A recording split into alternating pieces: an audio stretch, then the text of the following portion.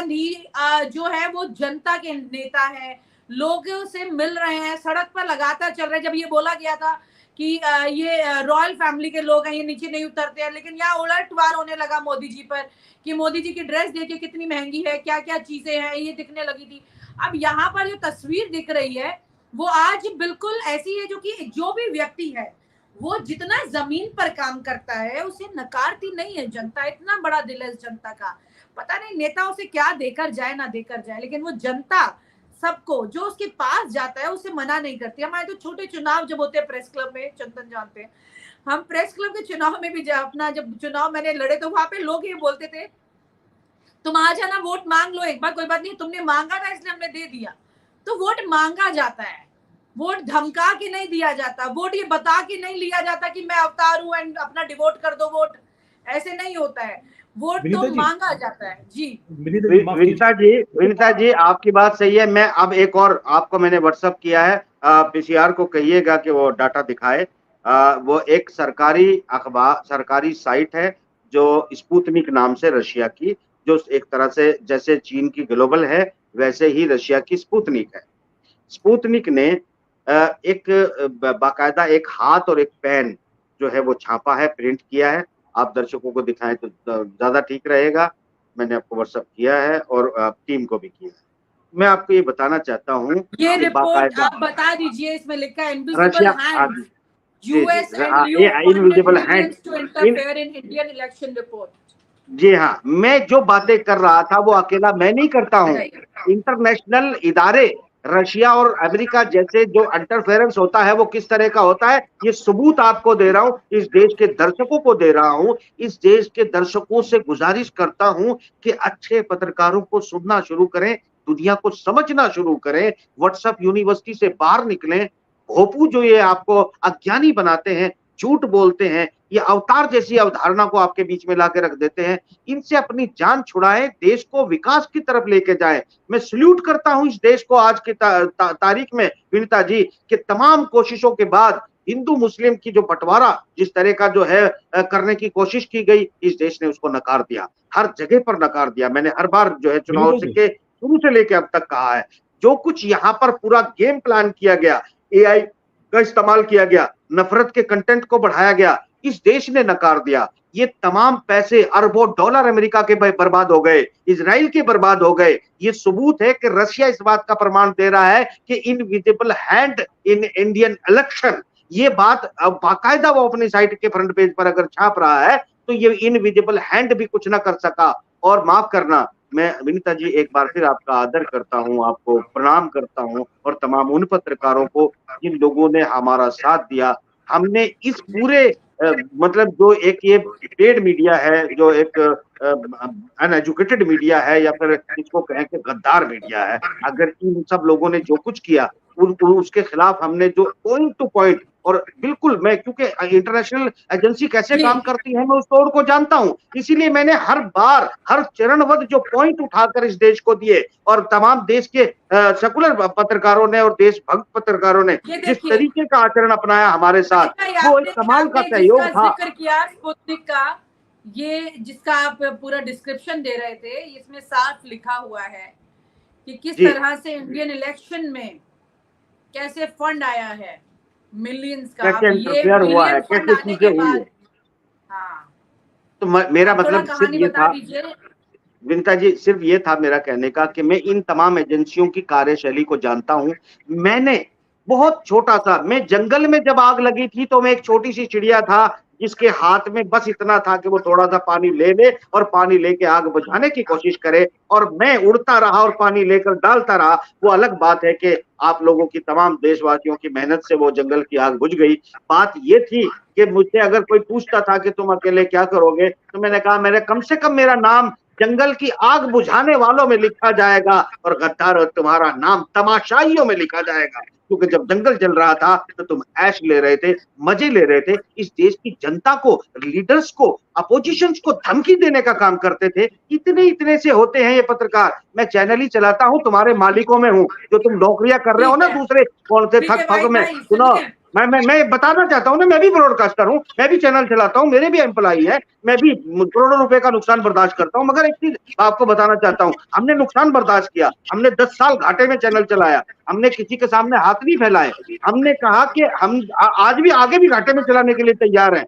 मगर तुम जो है जिस तरीके से इस देश की जनता को गलियों में जा जाके धमकी देने का, थ्रेट देने का काम करा, ये पत्रकार काम और मोदी की पुलिस ज्यादा नजर आते थे। शर्म आनी चाहिए इन बेगैरतों को। हमने ठीक बुझाने है का काम किया, भाई, ऊपर वाले ने आपको हमें सफल गुस्सा किया। करने की जरूरत जिन्होंने नहीं है, साथ ये तो दिया उनका मैंडेट। शुक्रिया, जिन्होंने नहीं दिया विनीता उनका शुक्रिया। विनीता जी, ये गुस्सा करने से कोई फायदा नहीं। आज तो आप खुश होइए क्योंकि लोकतंत्र की एक खूबसूरती दिखाई वीडियो दे रही वायरल हो रहा है। है, अब पता नहीं, मुझे लग रहा है आज ही का होगा। प्रदीप गुप्ता जी को विनीता जी, स्टूडियो में दिखाया जा रहा है, वो रोते हुए, आंसू पोंछते हुए। तो लग तो रहा है, लेकिन आजकल तो जिस तरह से वायरल होता है कुछ कह नहीं सकते। लेकिन एक मैं क्लिप वायरल हो रहा है अभी सोशल मीडिया पे, कोई स्टूडियो में रो रहे हैं, आंसू पोंछ रहे हैं। राजदीप जी कह रहे हैं आज आपसे बहुत गुजारिश है चंदन जी, जब आप सोशल मीडिया पे प्रदीप किसी गुप्ता वीडियो क्यों रो वायरल रहे की हैं? बात प्रदीप करें, गुप्ता तो पहले सच बोले थे, फिर ट्वीट डिलीट कर दिया था उन्होंने, फिर वो रो क्यों रहे विकास जी? जी, मैं अभी एक वाला बात आज कहना चाहूंगा जी, आपके प्रश्न से पहले वाहिद भाई की बात को ही आगे ले जाना चाहता हूँ। आज एक बात थोड़ा अपन को सोचने की है कि राहुल गांधी जी के पर्सनालिटी, पॉलिटिकल पर्सनालिटी में आज बहुत बड़ा एक इजाफा होगा। देखिए, उन्होंने बहुत श्रम किया, बहुत त्याग भी किया। जो लोग उनको जानते हैं, उन्होंने शारीरिक मेहनत से लेकर मानसिक मेहनत तक की। लोगों ने उनको पॉलिटिकली नाइव बताया। कुछ दिन पहले उनकी बहन को ज्यादा पॉलिटिकली इंटेलिजेंट बताने की कोशिश की गई, बट राहुल गांधी जी इस बार चुप रहे, ज्यादा दिखे नहीं। वो एक चीज जो मिस कर रहे थे वो थी पॉलिटिकल करेंसी, इलेक्शन जिताने की क्षमता और एक दूसरे का आदर करने की क्षमता। एक बात और जो गोदी मीडिया पर्टिकुलरली लेके आ रहे थे एक बात, मिनट एक वो मिनट एक शायद मिनट सही। विकास जी, एक बहुत इंटरेस्टिंग बात पता लगी है मेरी टीम से मुझे। जी जिस तरह से आज की तारीख में इंडिया और एनडीए बराबर टक्कर में है, कुछ ऐसी दिल्ली में मौसम है, पता चल रहा है कि बाहर धूप भी तेज है और बिजली भी उतनी कड़क रही है। आज बड़ा कॉम्बिनेशन चल रहा है टक्कर में। क्या हो रहा है सिद्धांत जी, क्या हो रहा है ये? रहमत की बारिश है ये विनीता जी, रहमत की बारिश। बिल्कुल बिल्कुल बिल्कुल, आज का दिन बिल्कुल सही कहा वाहिद भाई ने।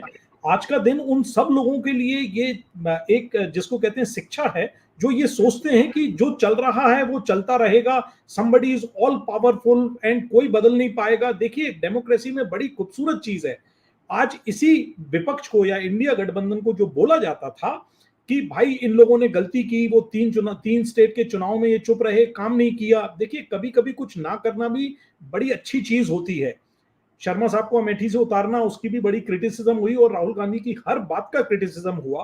पर फिर भी एक बात चाहे जनता ने की हो, और मैं इसको अभी भी बोलूंगा कि राहुल गांधी जी से पहले ये जनता की जीत है, जनता का श्रम है, आप पत्रकारों का श्रम है। इसमें एक बात मानना पड़ेगी कि अब हमको कहानी इससे आगे ले जाना है, पीछे मुड़ के नहीं देखना है। हमको ये जानना है कि आज मैं आपको एक अंदरूनी बात बताता हूं कांग्रेस पार्टी की, कि एक नेता है, नेता तो नहीं कहूंगा, एक अच्छे कार्यकर्ता हैं कांग्रेस पार्टी के, दीपक बावरिया जी, महासचिव हैं। वो दिल्ली शायद ना जिता पाएंगे, पर वो हरियाणा का भी उनके पास प्रभार था। पिछली बार उनके पास मध्य प्रदेश का प्रभार था और उन्होंने मध्य प्रदेश में जीत दिलाई, जो कि काफी अनसंग रही। लोग कमलनाथ और दिग्विजय को बात बोलते हैं, ग्राउंड पर कभी किसी को काम करना है, पार्टी के अंदर वैसे लोग हैं, उनको बढ़ावा देना चाहिए। आज हरियाणा में भले ही आप शैलजा जी को बोलें, और इसमें कोई दो राय नहीं कि रोहतक से जीत होगी और शैलजा जी की भी जीत होगी, पर पार्टी के प्रभारी का भी बड़ा हाथ होता है। ऐसे लोगों को आगे ले जाना है। वो 12-12, 13-13, 14-14 घंटे मेहनत करते हैं, मैंने उनको देखा है, इसलिए मैं ये बात कह रहा हूं। और दूसरी एक बात और कह रहा हूं कि राहुल गांधी जी को अब इस दिन के बाद किसी भी चीज को कुछ प्रूव करने की जरूरत नहीं है, ना विपक्ष के सामने और ना किसी और पॉलिटिकल पार्टी लीडर के सामने। अब उनको अगर कुछ प्रूव करना है तो जनता के सामने प्रूव करना है, और जनता ने उनको ये मौका दिया है। जनता ने अपना काम कर दिया है, अब उनके काम करने की बारी है। जी सिद्धांत जी बहुत देर से रुके हुए, सिद्धांत जी को वाहिद भाई दे मैं दीजिए थोड़ा सा। सिद्धांत जी आप बात करें, तब तक जो है आप भविष्यवाणी पर बात करें, और मैं तमाम दर्शकों से आपसे थोड़ा सा वक्त मांगता हूं। मैं इस वक्त मक्का में हूं और मेरा नमाज का वक्त हो गया है, क्योंकि यहाँ के बिल्कुल टाइमिंग बिल्कुल और वहाँ देखा, के ठीक टाइमिंग है को तो जी, मैं थोड़ा नमाज नमाज पढ़ के आता हूँ, तब तक आप अपनी बात करें। और जी शुक्राना जी अदा जी। करता हूँ उस रब का जिसने मेरे और हम देश में आपका जो है इंतजार करेंगे, खुशियों। आप नमाज पढ़कर आइए, उसके बाद जुड़ते जी हैं। जी जी, शुक्रिया शुक्रिया। जी सिद्धांत जी।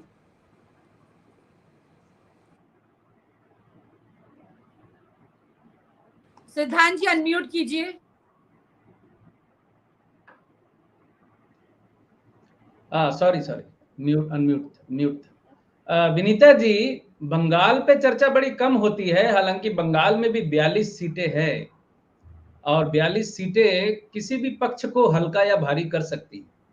बंगाल में बीजेपी चुनाव के पहले शायद एग्जिट पोल भी दिखा रहे थे कि भाजपा को यहाँ 25 से 31 सीटें मिलने वाली है, 25 से 31। जबकि मैं पहले से बोल रहा था कि बंगाल में 18 सीटें 2019 में जीती थी बीजेपी ने, 2024 में उसमें 8 सीटों का डंट लग जाएगा, 10 सीटें मैक्सिमम उनको मिल सकती है। अब 10 हो सकती है, 11 हो सकती है, इसी के आसपास हो सकती है। ये तो खैर बड़ी चालू सी बात है जो सामने नजर आ रहा है। मैं बंगाल के परिप्रेक्ष्य में कुछ कहना चाहता हूं। विनीता जी, चंदन कुमार जी और विकास जैन जी भी जरा सुनिएगा मेरी बात को। बंगाल में भाजपा बार बार बहुत कोशिश करके भी सफल नहीं हो पाती। क्यों नहीं हो पाती, मैं इसके कुछ पॉइंट्स बताना चाहता हूं। पहली बात है कि बंगाल को राम जी अपील नहीं करते हैं उतना।